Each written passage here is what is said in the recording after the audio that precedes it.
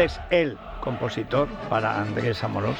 No, bueno, para mí es Juan Sebastián Bach, pero vamos, esta obra es que hoy exactamente se cumple. Es verdad, estamos contando nuestros clásicos, yo contaba Bach. No, para mí Bach sin duda ninguna, es la cumbre, pero esta obra, hombre, que hoy se cumplen exactamente 200 años del estreno de la Novena Sinfonía y lo comparan pues con, en fin, la Capilla Sistina, con el Quijote, las grandes creaciones del espíritu humano, y además qué es lo que significa, y creo que soy capaz de resumirlo muy brevemente, lo que quiere expresar Beethoven con esto es del dolor a la alegría, paso del dolor a la alegría, y el ideal de la Ilustración, que todos los seres humanos sean felices, sean hermanos y vivan en un mundo de paz y de libertad. Imagínate cómo van las cosas. Sí. Bueno, pues vamos a hablar entonces ahora, pasamos a otro arte que para mí sin la menor duda es la tauromaquia, y que ahora gracias a estos ministros que tenemos pues está teniendo un renacimiento pues extraordinario. Parece que los haya comprado Simón Casas o modestamente un servidor para mi libro. Vamos a ver, resulta que Simón Casas acaba de publicar un libro que se llama Pases y Pases. Memorias, lo ha publicado en Madrid, editorial en francés Demi Page, marzo del 2024, 234 páginas, son 20 euros. Y sitúa un poco, porque esto es un programa primero vamos a saludar, porque increíblemente, que no sale nunca, no hay manera, aquí está.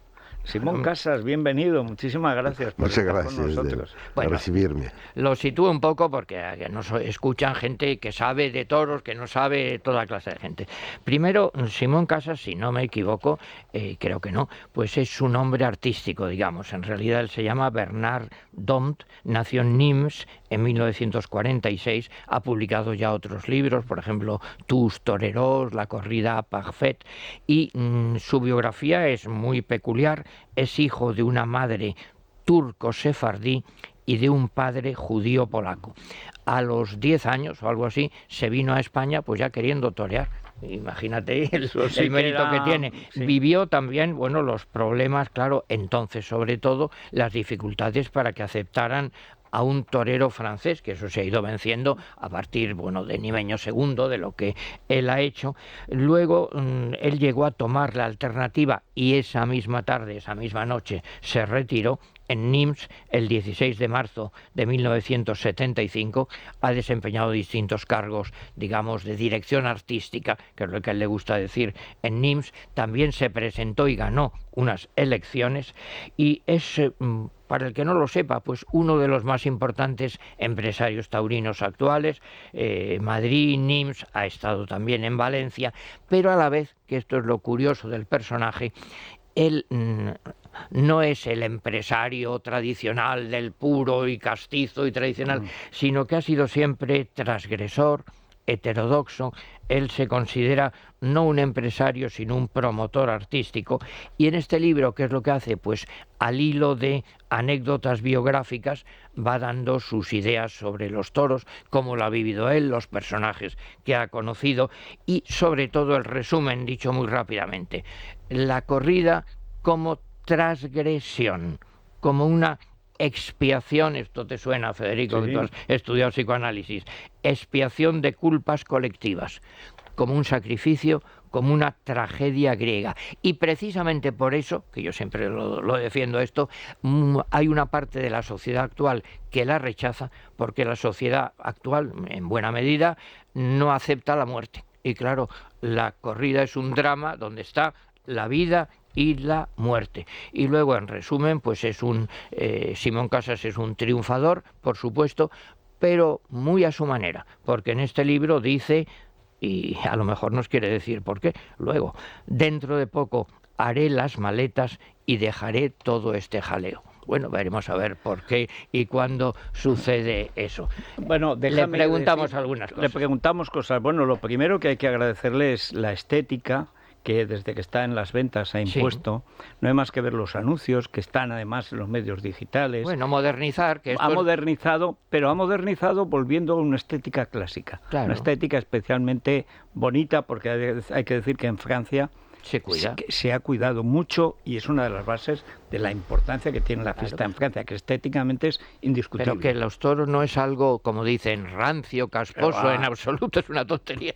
Vamos, sí. Pero vamos a lo fundamental, porque ahí está la propia vocación desde niño. Sí. No es el primer francés, por ejemplo, cuando hablaba que es un sacrificio. Claro. Bueno, pues la definición de erotismo de Bataille, que era un gran seguidor de los toros, es He leído a Bataille, claro. Es un referente para mí. Claro. Seré de los pocos toreros que ha leído a Georges Bataille. Bueno, la afirmación de la vida está en la muerte, claro. Que eso son los toros. Que también. Va unido. Él tiene también algunos, como l'Histoire de Leil, que es una porno novela. Pero que eso no quiere decir la España negra, eso, en absoluto, todo lo contrario. Afirmación de la vida, porque está la muerte. Bueno, y la gran cuestión, Simón, cuando tú empiezas a acercarte a los toros, ¿por qué es? O sea, ¿qué es lo que realmente te lleva desde niño? ¿Qué es lo que te atrae?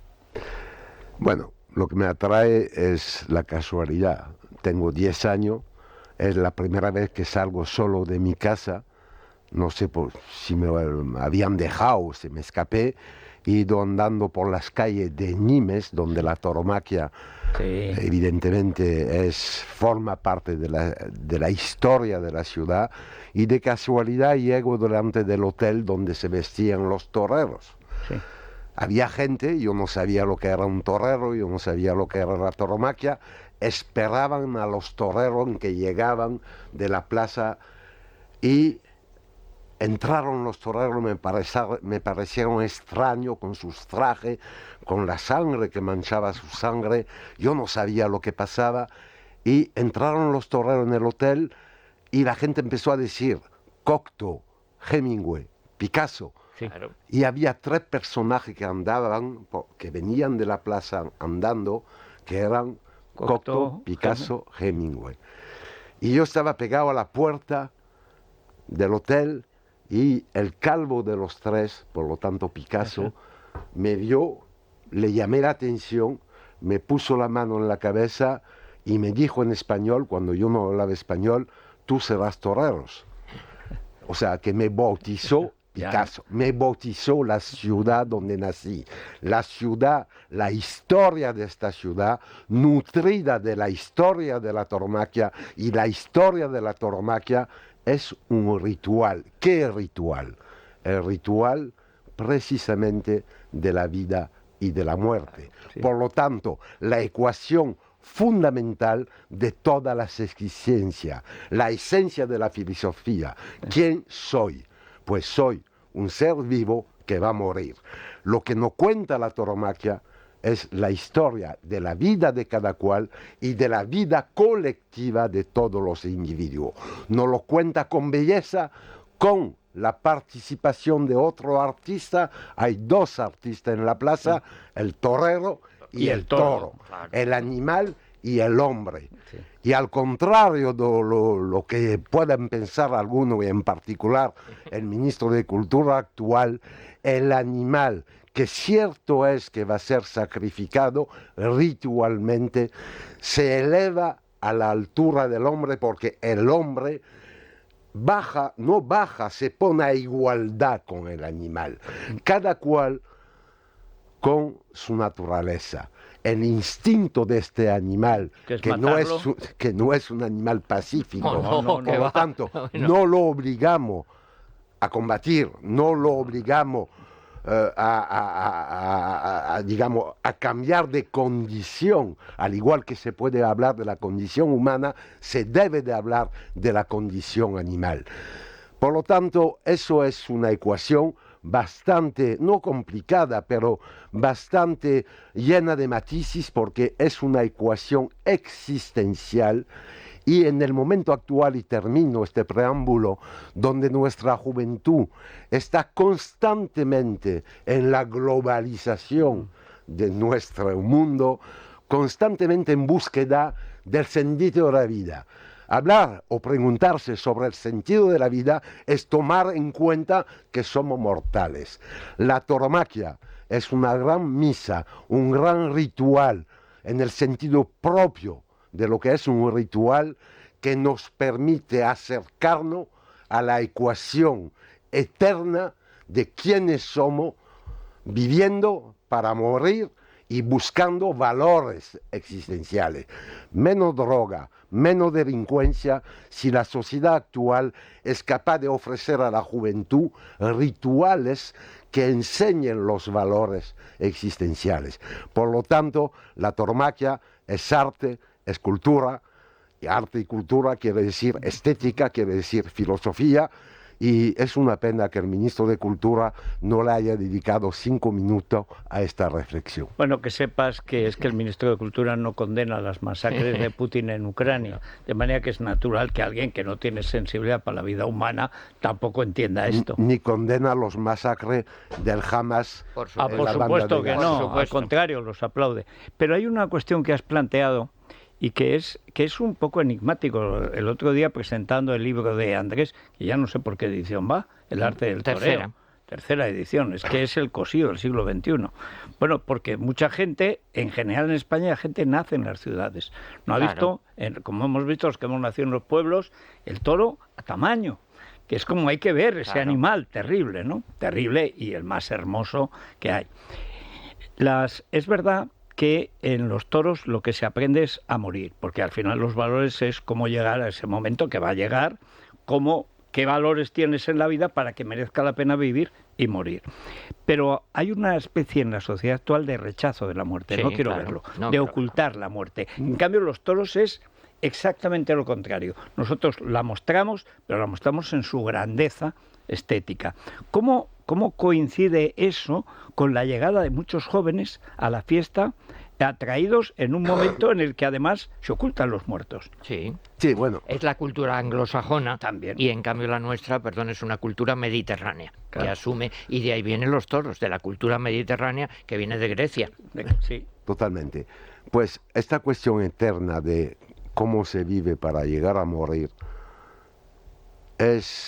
por eso existen las liturgias, los rituales. O sea que la tauromaquia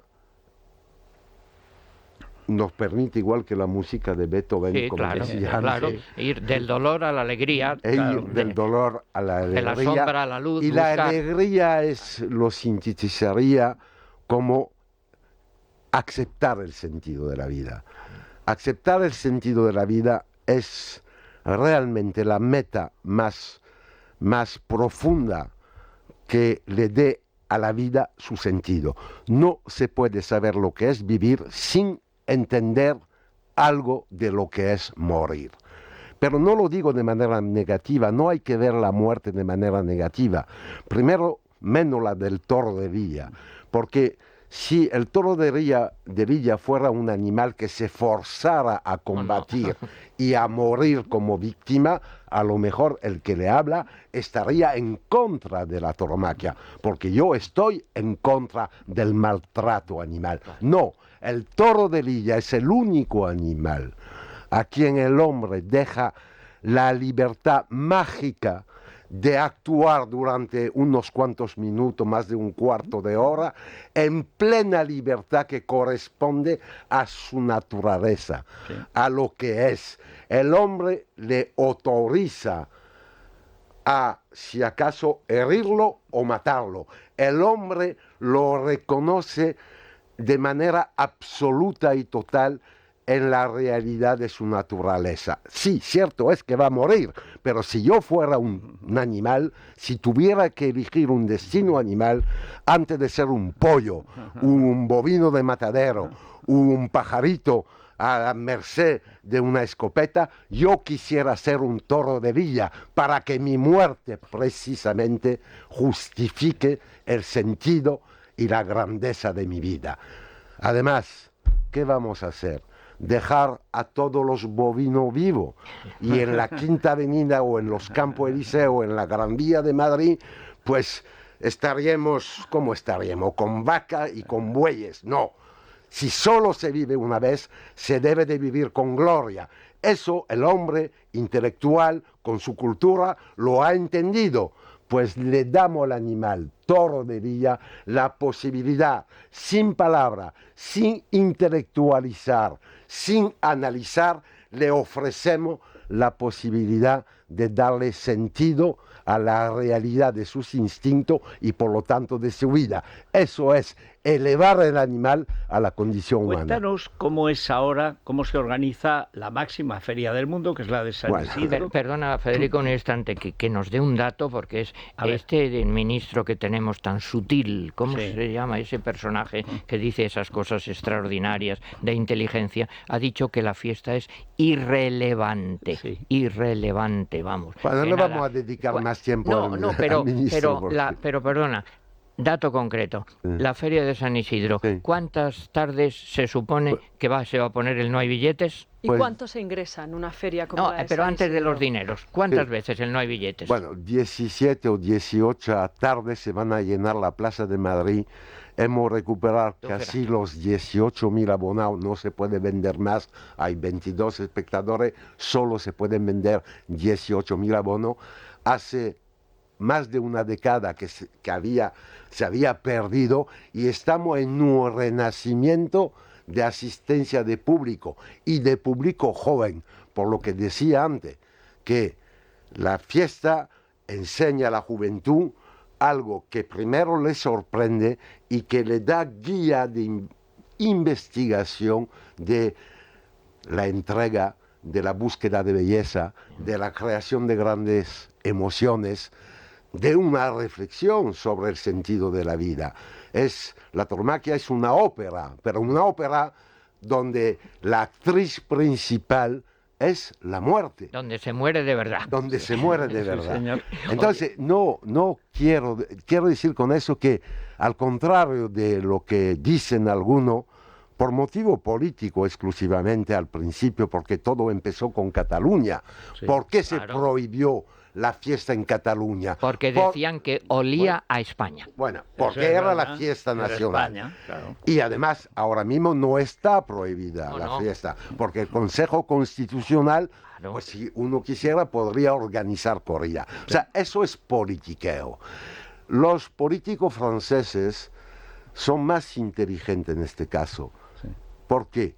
Porque reconocen la excepción cultural regional. España, que es un gran país por la capacidad de respetar las autonomías culturales en todos sus aspectos, pero hay una recuperación luego política de lo positivo de las autonomías de cada pueblo que forma una nación. En Francia, por ejemplo, no hay problema con la tauromaquia. En el sur de Francia está autorizada, se respeta al pueblo. Porque ha habido una tradición cultural. Ya, se respeta el pueblo y su historia, y no somos imperialistas los aficionados a los toros. No queremos dar toro en París o en Bretaña. Y entonces en España hay una gran confusión.